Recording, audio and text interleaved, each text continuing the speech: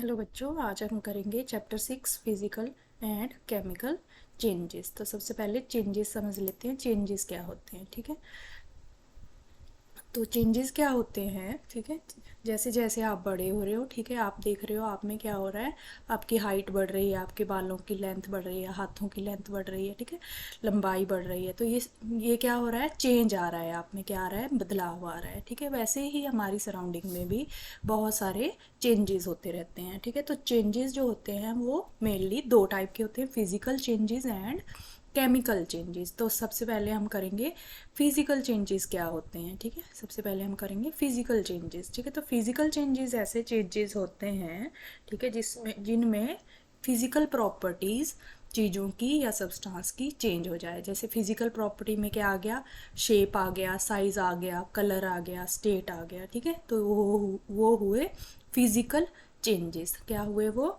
Physical changes. तो ऐसे changes जिनमें फिजिकल प्रॉपर्टी किसी चीज़ की चेंज हो जाए उनको बोलते हैं फिजिकल चेंजेस। जैसे कि मैंने क्या लिया, मिल्क लिया। ठीक है, मिल्क लिया मैंने और उससे फिर मैंने कर्ड बना लिया। तो क्या हुआ, इसमें इसमें दूध से दही बन गया, मतलब क्या हो रहा है, चेंज हो रहा है। ठीक है, दूसरा मैंने क्या किया, दूध लिया।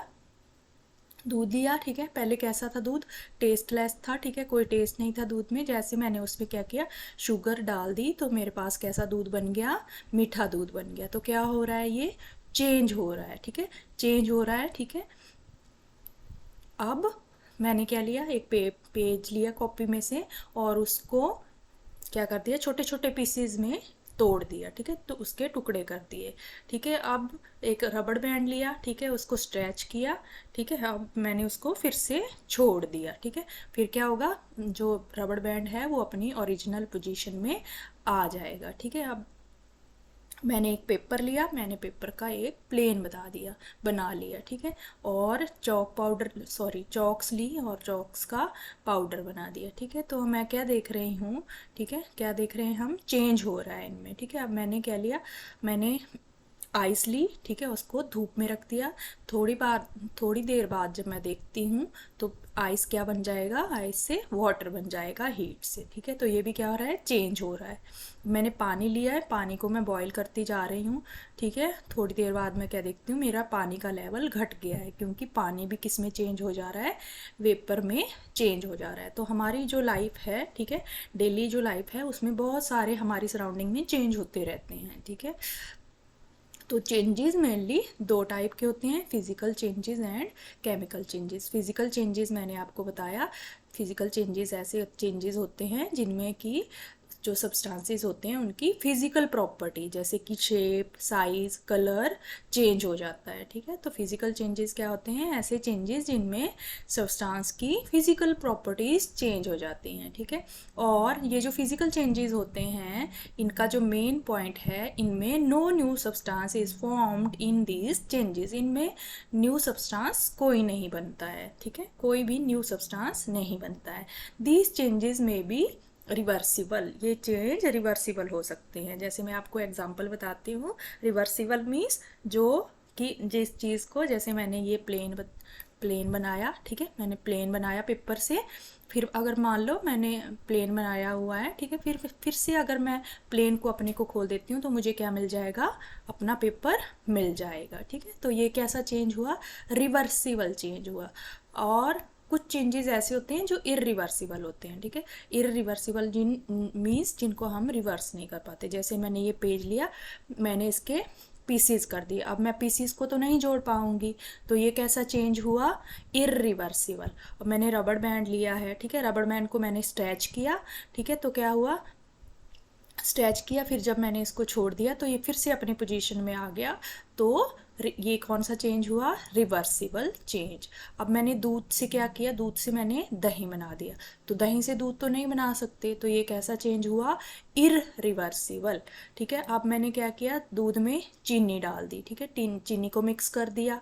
अब मैं इसमें से भी इस जो चीनी है उसको सेपरेट नहीं कर पाऊंगी, तो ये भी कैसा चेंज हुआ, इरिवर्सिबल। ठीक है, तो चेंजेस रिवर्सिबल भी हो सकते हैं। रिवर्सिबल मीन्स जिनको हम फिर से उसी पोजीशन में ला सकते हैं अपनी चीज़ को, और इरिवर्सिबल मीन्स जिसको हम दोबारा उसी स्टेट में या उसको उसी स्टेट में नहीं ला सकते, ठीक है। तो क्या हुए फिजिकल चेंजेस, ऐसे चेंजेस जिसमें किसी चीज़ की शेप चेंज हो रही है, साइज चेंज हो रहा है या कलर चेंज हो रहा है। जैसे मैंने पानी का एग्जांपल लिया, ठीक है, मैंने पानी को धूप में रख दिया, बर्फ़ को मैंने धूप में रख दिया, ये आइस मेरी मेल्ट हो गई, ठीक है। फिर मैंने फिर से उसको फ्रीज़र में रख दिया तो क्या हो जाएगा, फिर से उसकी क्या बन जाएगी, आइस बन जाएगी। तो ये कैसा चेंज है, रिवर्सिबल चेंज है, ठीक है। वैसे ही मैंने क्या किया, मैं पानी बॉईल कर रही हूँ, ठीक है, पानी बॉईल कर रही हूँ, मैंने पानी के ऊपर क्या कर दिया, जैसे ही पानी मेरा बॉईल होने लगा मैंने उसके ऊपर ढक्कन रख दिया। तो क्या होगा, जो पानी उड़ के वेपर्स बन रहे हैं, ठीक है, वो क्या लग जाएगा, वो मेरे ढक्कन पे आ जाएगा, ठीक है, इस पे लीड पे आ जाएगा और धीरे धीरे कूल डाउन होके वो फिर से मेरे पॉट में आ जाएगा। मतलब पानी से पहले क्या बन रहा है, वेपर बन रहे हैं और वेपर से फिर से पानी बन रहा है। तो ये भी कैसा चेंज हुआ, रिवर्सिबल चेंज। तो चेंज जो फिजिकल चेंजेस होते हैं वो मोस्टली मे बी रिवर्सिबल और मे बी इरिवर्सिबल। तो फिजिकल चेंजेस क्या हुए, ऐसे चेंजेस जिनमें फिजिकल प्रॉपर्टी किसी सब्सटेंस की चेंज हो जा रही है, इसमें कोई नया सब्सटेंस नहीं बन रहा है, मे बी रिवर्सिबल और मे नॉट बी रिवर्सिबल, ठीक है। आगे चलते हैं।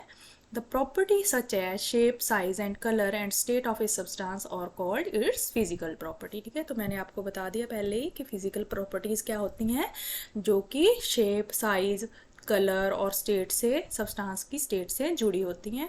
मतलब किसी चीज़ की शेप कैसी है, साइज़ कैसा है, कलर कैसा है, तो वो क्या हुई उसकी फिजिकल प्रॉपर्टी। जैसे हम change in which a substance undergo a change in its physical property is called a physical change, ठीक है। तो फिजिकल चेंज क्या हुआ, किसी चीज़ की फिजिकल प्रॉपर्टी में जो चेंज आया उसी को फिजिकल चेंज बोलते हैं।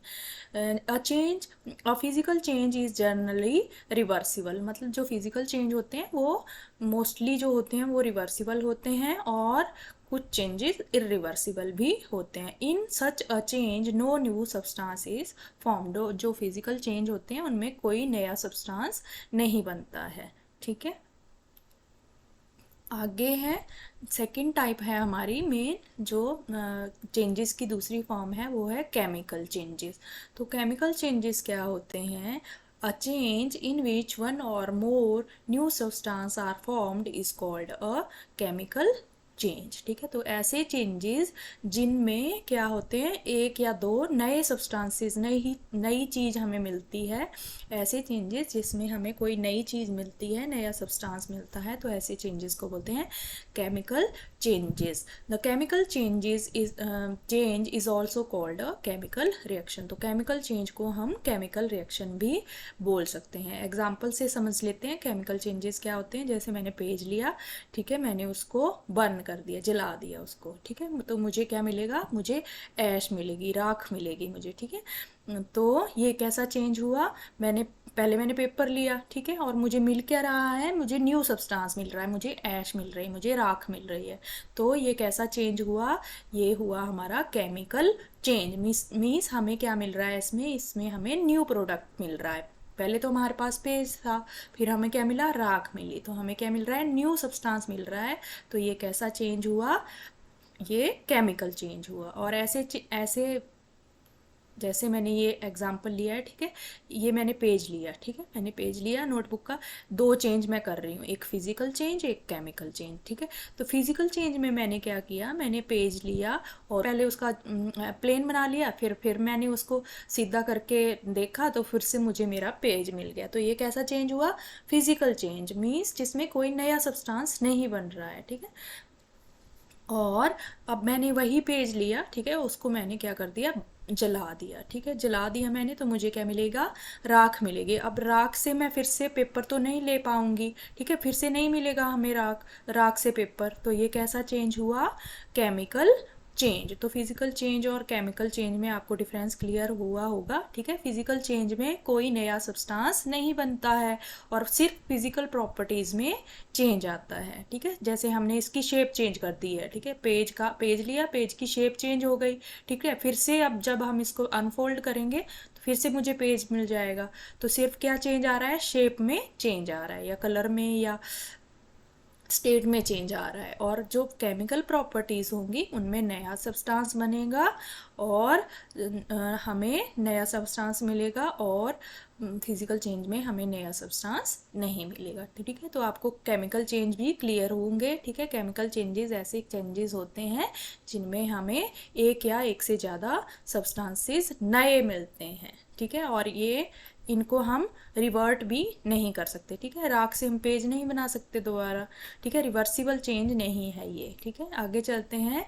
एग्जाम्पल ऑफ केमिकल चेंजेस, तो बहुत सारे एग्जाम्पल हमें दिए गए हैं बुक में। ठीक है, फर्स्ट इज रस्टिंग। ठीक है, रस्टिंग ये मैंने क्या लिया है, नेल ली है। ठीक है, नेल को मैं क्या देख रही हूँ, इस पे कुछ ब्राउन कलर का क्या आ गया है, मटेरियल आ गया है। ठीक है, ये नई है, ये पुरानी है। ठीक है, नेल जो जिसको मेक बोलते हैं। ठीक है, तो ये क्या है, नेल ली हुई है मैंने। ठीक है, इस पे क्या आ गया, एक ब्राउन कलर का सब्सटेंस इसके ऊपर चढ़ गया है। तो ये किस वजह से हुआ है, ठीक है, समझते हैं। ठीक है, जैसे ये है। ठीक है, ये क्या है, एक नया गेट है।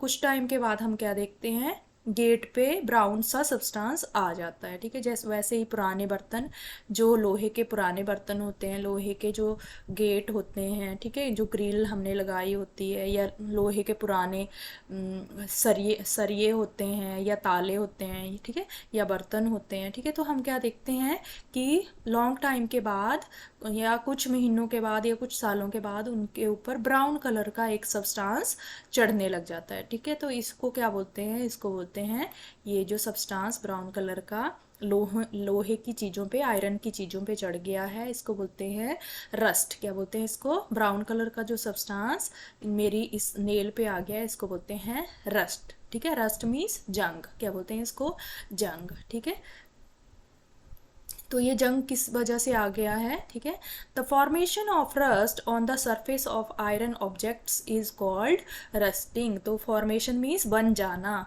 किसका बन जाना, रस्ट का बन जाना। कहाँ पे, on the surface of our iron objects, iron object, लोहे की ऑब्जेक्ट्स पे किसकी फॉर्मेशन, रस्ट की फॉर्मेशन। जब जब लोहे की चीज पे क्या हो जाएगा, रस्ट आ जाएगा, formation of rust on on iron objects is called rusting. ठीक है, क्या बन गया है, इसके ऊपर क्या आ गया है, थोड़े टाइम के बाद रस्ट आ गया है, जंग आ गया है, तो इसी को क्या बोलते हैं, इसकी फॉर्मेशन को क्या बोलते हैं, rusting.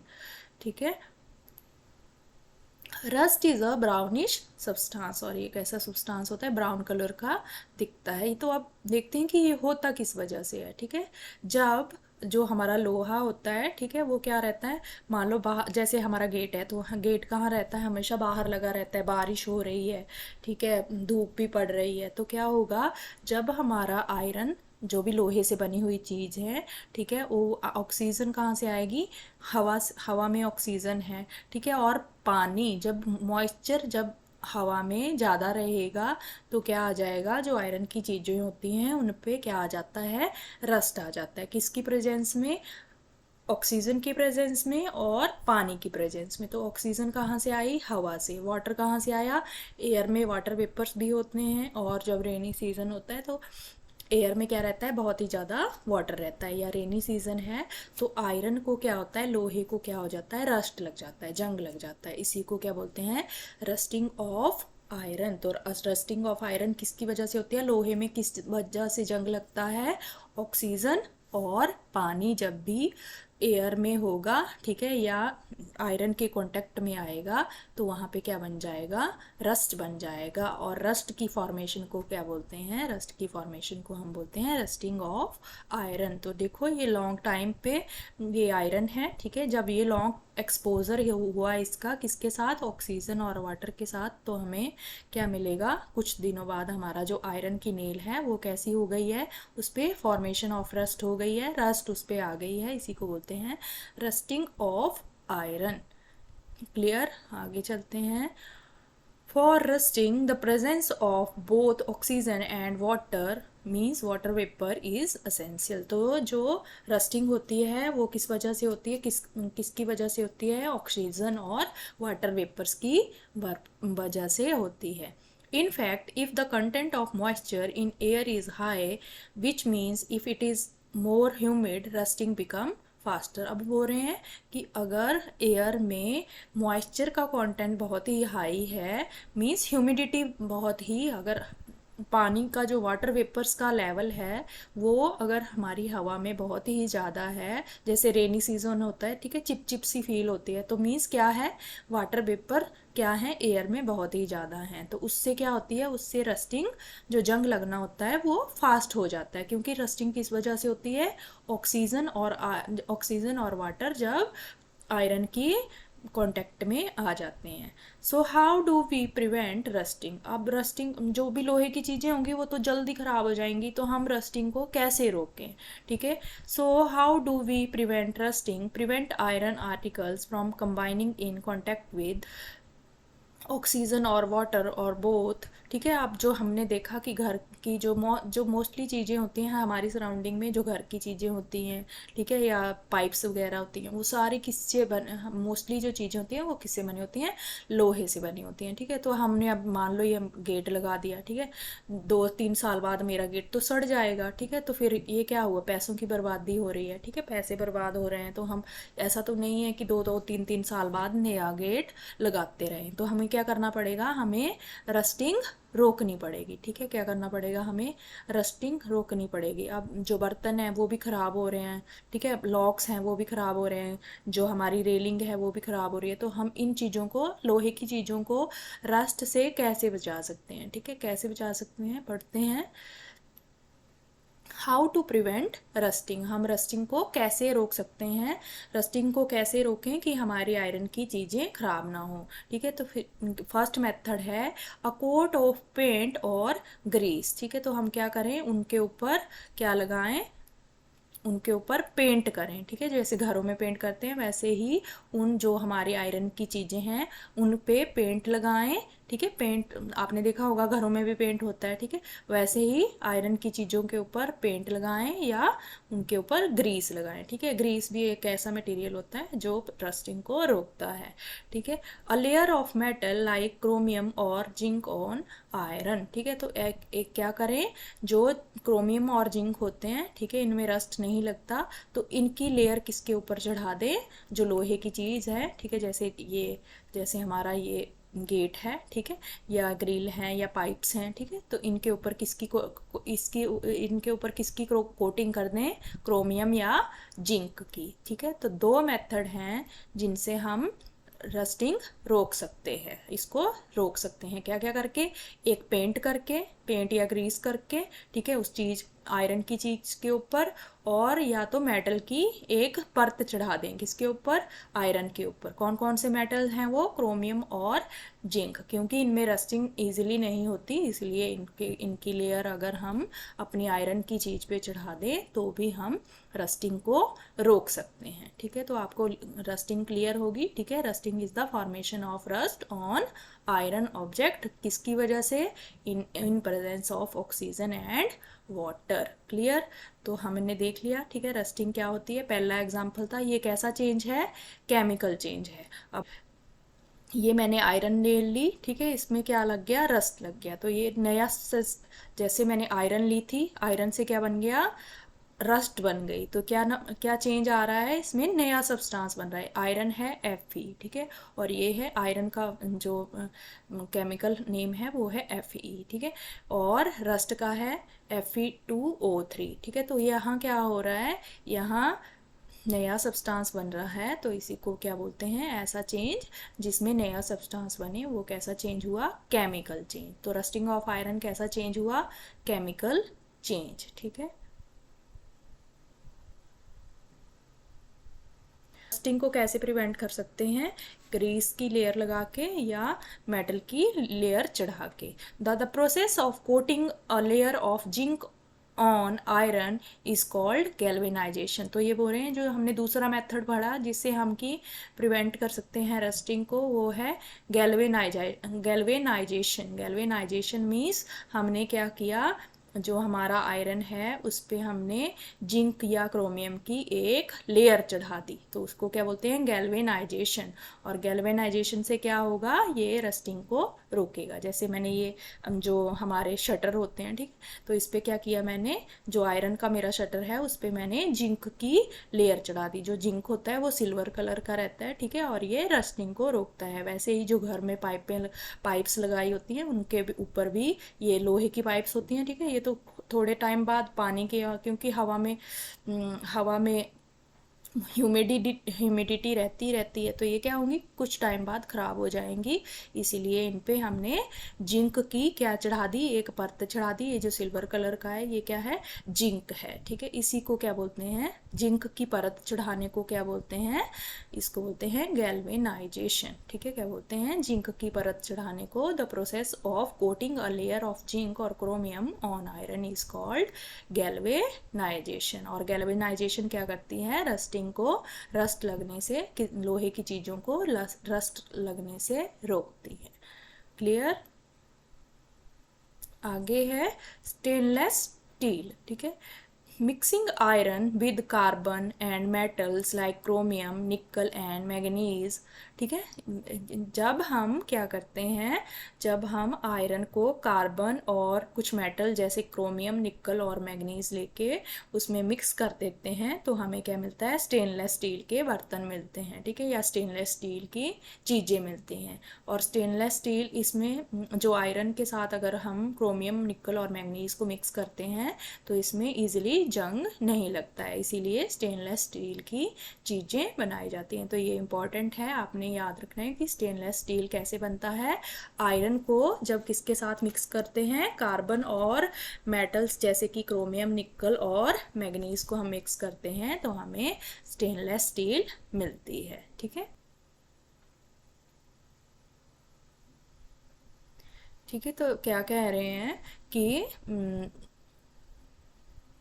The process of depositing a layer of zinc on iron is called galvanisation. ये मैंने आपको बता दिया, एक लेयर चढ़ा देना किसके ऊपर, आयरन के ऊपर जिंक या क्रोमियम की लेयर चढ़ा देने को गैल्वेनाइजेशन बोलते हैं। The iron pipes we use in our homes are to carry water are galvanise to prevent rusting, ठीक है। तो आयरन की जो पाइप्स होती हैं वो तो हमेशा पानी के कॉन्टेक्ट में रहती हैं, जो घरों में पाइप्स में पानी आता है, ठीक है, तो उनको गैल्वेनाइज किया जाता है। मीन्स उन पाइप्स की, लोहे की पाइप के ऊपर किसकी लेयर चढ़ा दी जाती है, जिंक या क्रोमियम की लेयर चढ़ाई जाती है ताकि रस्टिंग ना हो।